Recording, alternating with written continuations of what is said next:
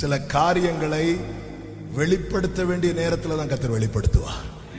அவர் சில நேரத்தில் நமக்கு ஒன்றும் பிளாங்கா இருக்குங்க. ஆனா அப்படி இருப்பதனால் நாம் இன்னைக்கு தப்பி இருக்கிறோம்.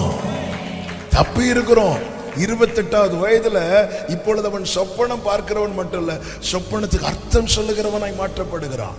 30வது வயதுல அர்த்தம் சொல்லிட்டு அதை எப்படி நடப்பிக்க வேண்டும் என்கிற ஆலோசனை கொடுக்கிறான். இந்த ஆலோசனை கொடுத்த போது பார்வோன் சொல்லுகிறான், யோசேப்பு சொல்ற என்ன நீங்க வைங்கன்னு சொல்லல, ஒரு ஆலோசனைக்காரனை வச்சுட்டு இப்படி நடப்பிச்சு செஞ்சிட்டீங்கன்னா எல்லாம் வாய்க்கப்படும். அப்போ பார்வோன் சொன்ன வார்த்தை, இவனை போல தேவ ஆவியை பெற்ற வேற யாராவது இங்க, ஆண்டவர் வேற யாரும் இங்க வைக்கல. பாத்தீங்களா? ஏன் தெரியுமா? அந்த ஸ்தானம் யோசேப்புக்காக வைக்கப்பட்டது. யாரும் இல்லாததுனால நம்மை தூக்கி வைக்கல. இதை புரிஞ்சுக்கணும். யாருமே இல்லை அதனால நான் என்னை கர்த்தர் அழைத்து இல்லை, இது உனக்காக வைக்கப்பட்டது. ஆண்டவர் சாமுவேல்ட்ட சொல்ற, நாளைக்கு வருவான் பாரு. இந்த சவுலை வர வைக்க அந்த குடும்பத்தில் இருக்கிற கழுதையை காணாம போக வச்சார். அடிக்கடி எங்க சர்ச்சில் சொல்லுவேன், தேவன் அனுமதிக்கிற நெருக்கம் நம்மை ஒடுக்குவதற்கல்ல, இன்னும் அவரோடு நெருங்க வைப்பதற்கு. ஆண்டவர் என்ன மட்டும் ஏன் கண்டிக்கிறீங்க? ஆண்டவரே, உனக்கு நியமித்த ஸ்தானத்துல நீ வந்து நிக்கணும். அதுதான் தாவீது சொல்லுகிறார், என்னுடைய உயர்தலத்தில் என்னை நிறுத்துவார். இப்ப இஸ்ரவேல் ஜனங்களை பாருங்க, செங்கடலுக்கு முன்னாக வந்துட்டாங்க, காலடி தெரியவில்லை. ஆனா இதற்குள்ளே ஒரு பாதை இருக்கிறது. ஆமென். வேதம் சொல்லுகிறது, குருடரை அவர்கள் அறியாத பாதையில் நடத்தி தெரியாத வழியிலே கொண்டு போய் அவர்களுக்கு முன்பாக இருளை வெளிச்சமும் கோணலை செவ்வையுமாக்குவேன். இந்த காரியங்களை நான் செய்து அவர்களை கைவிடாதிருப்பேன். ஆமென். என் தாசனை அல்லாமல் குருடன் யார்? அடுத்து கீழே சொல்ற. அப்ப ஒரு காரியம் தெளிவாய் தெரிகிறது. ஆமென். குருடன் என்று கர்த்தர் வேதம் எதை காண்பிக்கிறது என்றால், கண்ணு தெரியாதவங்களை இல்ல, பாதை தெரியாதவங்களை.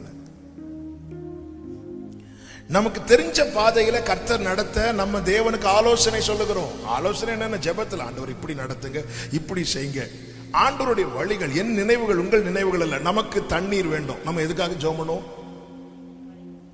கரெக்டா சொன்னீங்க. எதுக்காக ஜெபம் பண்ணுவோம்? மழைக்காக. நான் எதுக்காக ஜெபம் பண்ணி இருக்கணும்? தண்ணீர் வேணும். அப்ப நம்ம மழைக்காக ஜெபம் பண்றோம், ஆண்டவருக்கு ஆலோசனை தானே கொடுக்கிறோம். ஆமென். நான் சொல்றது எத்தனை பேருக்கு விளங்குதுன்னு தெரியல.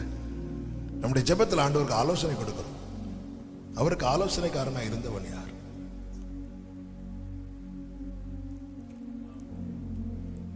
நம்ம மழைக்காக எதிர்பார்த்துட்டு இருக்கும் போது அங்கிருந்து பதில் வரும், காற்றையும் காண மாட்டாய், மழையும் காண மாட்டாய், உனக்கு தண்ணி தானே வேணும். எந்த இடத்துல இருந்து ஐயோ என்று யோராம் கத்துனானோ அந்த ஏதோம் வழியாய் தண்ணீரை வர வளைப்பார். வடக்கை நோக்கி கொடு என்றும் தெற்கை நோக்கி வைத்திராத என்றும் சொல்லுகிறவர் இன்றும் ஜீவிக்கிறார். ஆமென். ஹல்லேலூயா, ஹல்லேலூயா. ஆமென். பல நேரத்தில் ஆபிரகாம் ஆண்டவர் இஸ்மவேல் உமக்கு முன்பாக பிழைப்பானாக, அதெல்லாம் நான் பார்த்துக்கிறேன், நீ சந்தேகப்பட்டல.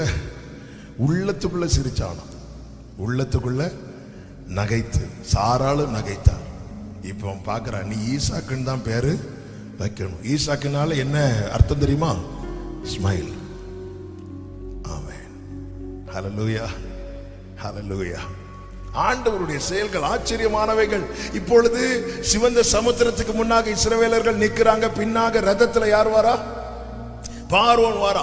இப்போ கடல் காற்று வீச பண்ணுகிறார். கடல் இரண்டாக பிளக்கிறது. ஒரு புதிய பாதை. இந்த பாதையில் இதுவரை யாரும் கால் எடுத்து வைக்கவில்லை. புதிய பாதை. இப்போ இஸ்ரவேலர்கள் நிக்கிறாங்க. பார்வோன் ரதத்துல நிக்கிறான். இப்போ இவர்களை ஓட விட்டா யார் ஃப்ரண்ட்ல போவாங்க? பார்வோன் தான்.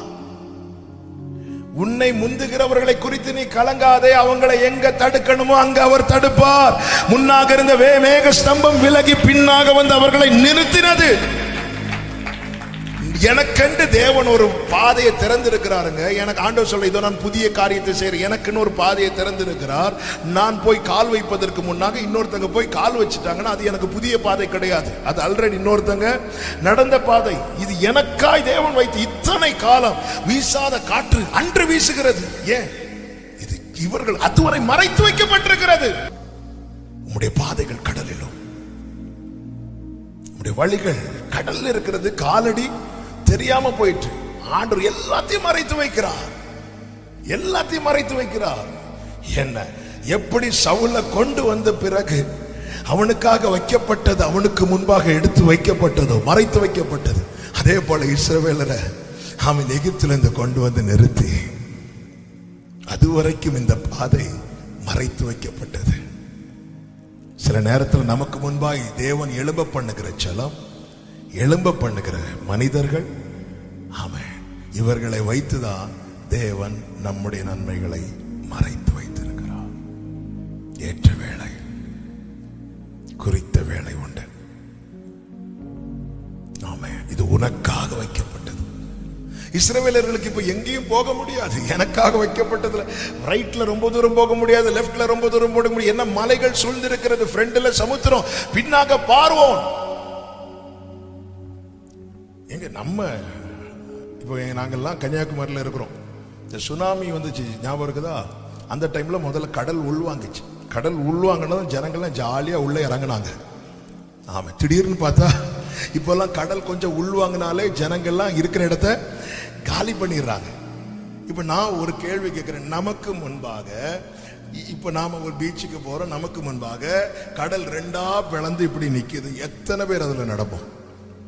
கண்டிப்பா நான் நடக்க மாட்டேன்.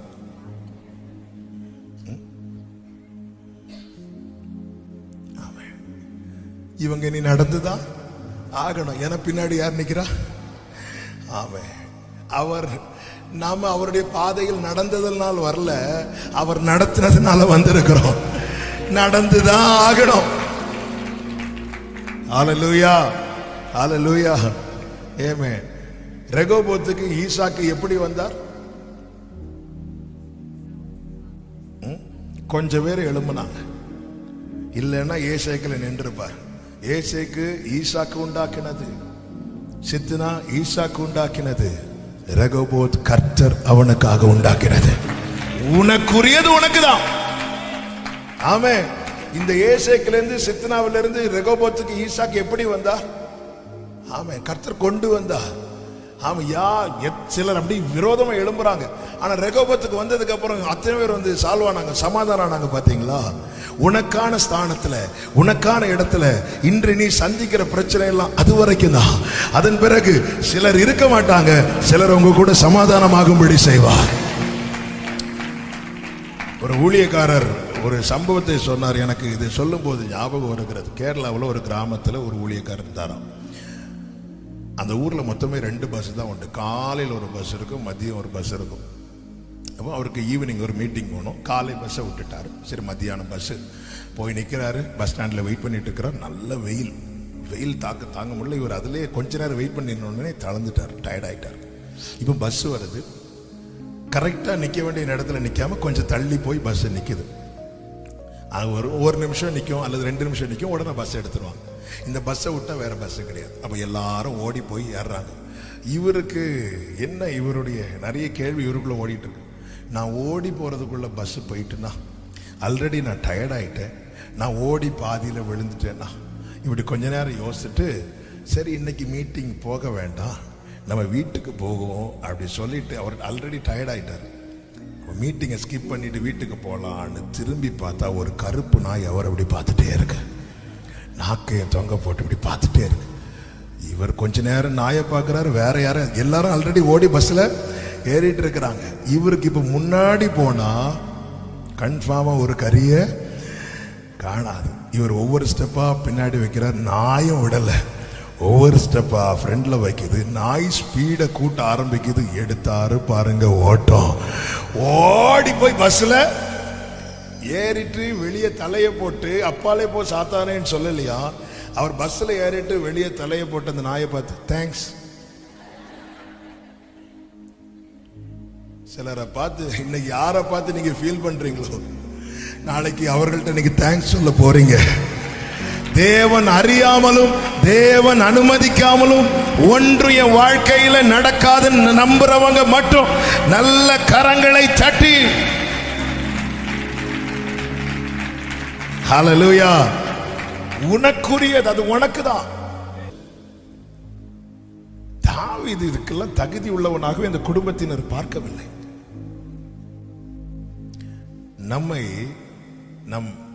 நம்மை விரோதிக்கிறவங்க அற்பமா பார்க்கிறதோ நிந்திக்கிறதோ எல்லாம் நமக்கு வலிக்காது. ஆனா நம்ம கூட இருக்கிறவங்க நம்மை ஒரு பொருட்டா எண்ணாமல் தகுதியாய் பார்க்காம ஆண்டவருக்கு ஹர்ட் ஆயிட்டு ஒரு மனிதனுடைய சத்துருக்கள் அவன் வீட்டார். ஆண்டவரே ஃபீல் பண்ணிட்டார். அது வலி. ஆமா. இப்ப மூத்தவன் எலியா வருகிறான். சாமுவேல் நினைக்கிறார் இவனா இருக்கும். ஆமா. அப்படி சொல்லி ஊற்ற போகும்போது கர்த்தர் தடுக்கிறார். இவன் அல்ல. 7 பேரை வரிசையா கொண்டு வந்து நிறுத்துறார். கர்த்தர் தடுக்கிறார். தாவீதை வரவழைத்த போது கர்த்தர் சொல்லுகிறார் இவன் தான். நான் எதுக்கு இதை சொல்றேன் தெரியுமா?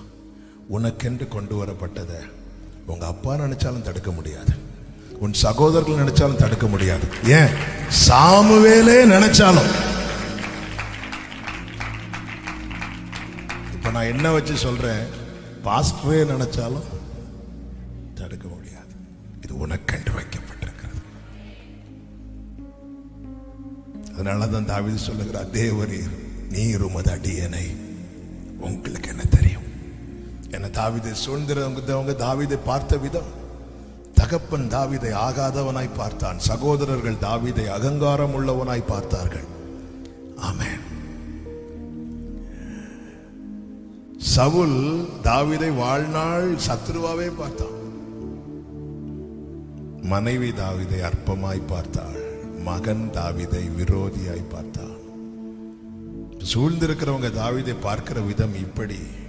தாவீது கண்களை மேலே பார்த்த போதுதான் சொல்லுகிறான், நீர் என்னை மகா மேன்மையான சந்ததியின் மனுஷனாக பார்த்தீர். என்னுடைய வாழ்க்கை எப்படி மாறப்போகிறது தெரியுமா? என்னை சூழ்ந்திருக்கிறவர்கள் பார்க்கிற விதத்தில் அல்ல, என் கருவை ஒருவர் கண்டார். அவர் என்னை எப்படி பார்த்தாரோ அப்படிதான் நான் இன்னைக்கு இருக்கிறேன், நாளைக்கு இருக்க போறேன். அல்லேலூயா. உம்மழகான கண்கள் என்னை கண்டதாலே முடிந்ததென்று நினைத்தனா